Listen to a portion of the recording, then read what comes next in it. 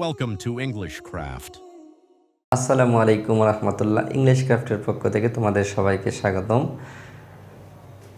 বৃষ্টি হওয়ার সম্ভাবনা আছে, তার জেতার সম্ভাবনা আছে, সম্ভাবনা আছে, এই ধরনের কথা আমরা প্রতিনিয়ত অনেক বলে থাকি।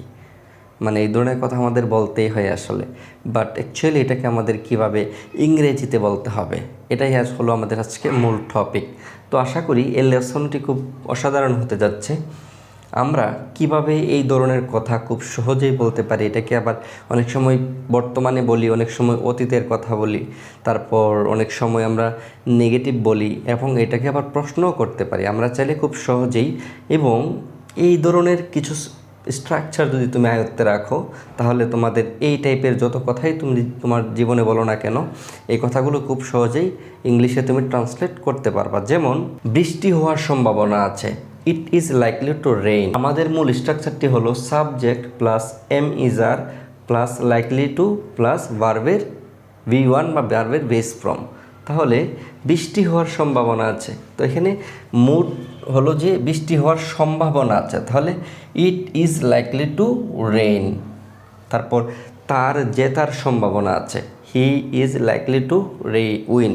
যেমন আমরা অনেক বলি যে বাংলাদেশ টিম খেলতেছে, যে তাদের জেতার সম্ভাবনা আছে, তাহলে এখানে বলতে হবে দে আর লাইকলি টু উইন। যেহেতু বাংলাদেশ টিম মানে একজন খেলে না, অনেকেই খেলে, প্লোরাল, সো এখানে দে নিয়ে আসতে হবে। তাহলে আমরা প্রেজেন্টে এমিজারের কিছু একটা বসাবো, আর এটাকে যদি আমরা পাস্ট টেন্স করতে যাই, আমরা এটাকে অবশ্যই জানি যে এমিজারের পাস্ট টেন্স হলো ওয়াজ ওয়ার।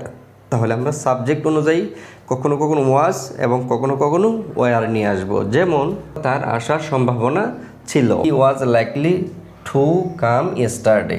তার মানে গতকাল তার আসার সম্ভাবনা ছিল, যেহেতু এটা অতীতের বিষয় এজন্য আমরা হিয়ের সাথে ওয়াজ নিয়ে আসছি। তারপর আমাদের জেতার সম্ভাবনা ছিল, আমরা একটা ম্যাচ হেরে গেছি, এটা পরদিন তুমি বলতেছো যে এই ম্যাচটি আমাদের জেতার সম্ভাবনা ছিল, তার মানে এটা যখন কালকে আজকের কথাটা যখন আগামীকালকে বলবো, তাহলে এটা অতীত হয়ে যাবে। যেমন we were likely to win, আমাদের জেতার সম্ভাবনা ছিল।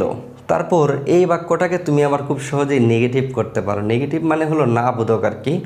যেমন বৃষ্টি হওয়ার সম্ভাবনা নেই, বৃষ্টি হওয়ার সম্ভাবনা নেই, it is not likely to rain. তার মানে বৃষ্টি হওয়ার সম্ভাবনা আছে, এটার সাথে যদি তুমি ভার্বের পরে অক্সিলারি ভার্বের পরে নট দিয়ে দাও, তাহলে এটাকে খুব সহজেই আমরা নেগেটিভ করতে পারি। যেমন it is not likely to rain. এইরকম শত শত বাক্য তুমি খুব সহজেই তৈরি করতে পারো। আমরা যদি এটাকে আবার প্রশ্নবোধক করি, বৃষ্টি হওয়ার সম্ভাবনা ছিল কি, এই ধরনের প্রশ্ন যদি করি, তাহলে যেমন is it likely to rain, বৃষ্টি হওয়ার সম্ভাবনা আছে কি, যদি এটাকে আমরা প্রশ্ন করি, তাহলে ইজটাকে জাস্ট সামনে নিয়ে চলে আসব। তাহলেই আমরা প্রত্যেকটা বাক্যকেই এইভাবে আমরা প্রশ্নবোধক করতে পারবো। আশা করি আজকের এই লেসনটি তোমরা খুব ভালো করে বুঝতে পেরেছ। আসসালামু আলাইকুম রহমতুল্লাহ। Thanks for watching.